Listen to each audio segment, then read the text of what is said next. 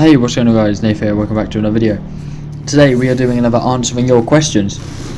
So I asked on Instagram the other day about any questions about the Yamaha, and I got 12 questions, so we're going to go through 12 questions today.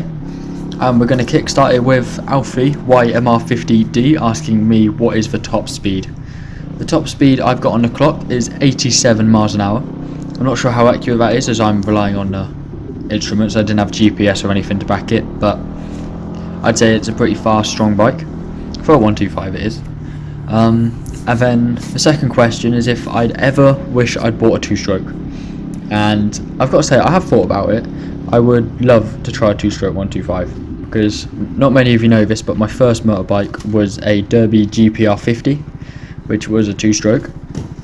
It was a 2012 plate, and that 50 was quick. Like, gear 1 and 2 were pretty slow, but when you got up into gear 3 you could really start to feel the power and the movement of the bike, and it just picked up speed really fast. But I definitely miss the adrenaline you get on a two-stroke. It's just that feeling you get when you start to open it up and it starts to fly forward. It's amazing. But yeah, I've definitely considered getting a two-stroke, but I couldn't get rid of the Yamaha. But if I was going to get a two-stroke, it would be the newer body RS-125, just because they're supposed to be the best two-stroke 125. But the thing putting me off two-strokes is the maintenance cost, the reliability, and for the stuff I do, it's better to have a four-stroke. And then my next question: on average, for a YZF-R125 2014, the average fuel consumption is 52 miles per gallon, and the tank range is supposed to be about 150 miles. I have done a 100 mile trip before. It was just over 100. It was 58 there and 58 back, and I still had a quarter of a tank left. So the 2014 is really good on fuel, and it's only I like to put super unleaded in. I'm not sure why, whether it's a con or not. Let me know if you believe in super unleaded. But I put it in just because it's supposed to be better for the fuel tank, and that gets me maybe 150 miles like it says, yeah. And then my next question is, why did I want the bike, and was it worth it? And was it worth the money? So why did you want to get the bike, and was it worth the money? Well, when I got the Yamazaki YM50, I was looking at 125s for quite a while, trying to figure out what I wanted. And I've always had a thing for the Yamaha YZF-R125, but for me it would have had to have been a 2014 and onwards, because how the bike looks is really important to me. I'm not sure why, but I like the presentation of it. So I just really wanted that air vent on the front. I'm not quite sure how to describe it, but I just really wanted the front instead of a flat. So it's got So presentation is really important to me, so I just really wanted a bike that looked nice, and the 2014 onwards to 2018 looks amazing. From the 2013 they've changed the front, and I believe the fairings are pretty much the same, and the clocks are different as well. I really wanted that better looking dash that was digital. But yeah, I do believe the 2019 Yamaha looks a bit too upright, a bit too plasticky, if you know what I mean. And was it worth the money? Definitely worth every penny I've put into it. No matter what I do to it, I'll always try to fix it, and it has been the best thing I've ever got, honestly. I do not regret getting this bike. If you guys want to get a motorbike, I can highly recommend the YZF-R125. Then my next question is, what's the highest RPM you can make without the cylinder exploding? I have no idea. Well, on my bike there is an ECU restriction, so I can't go over 12,000 RPM. Or is it 13,000? It's one of the two, and it just stops me from wrecking the engine, because if you go much further than that, you're gonna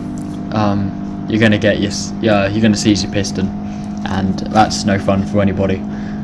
But yeah, I believe it's around 12,000 to 13,000 RPM in gear 1 to 6, but don't quote me on that. That's just from what I personally have experienced, and that's me making a guess. So yeah, that's what I believe the highest RPM should be. Which is the best year R125 based of cost and performance? And then he's asked, is it 2013 to 14? I'd say, based on the cost, is what condition you want the bike in. You can find any bike for a range of different values. For example, my bike cost $1,100 and it was a wreck. It ran, but it had no clocks. Fairings were wrecked, mirrors gone. You know, it needed a bit of work. But you can find 2012 Yamahas for about $3,500 still. You can find 2014 ones brand new. Yeah, it's about where you look.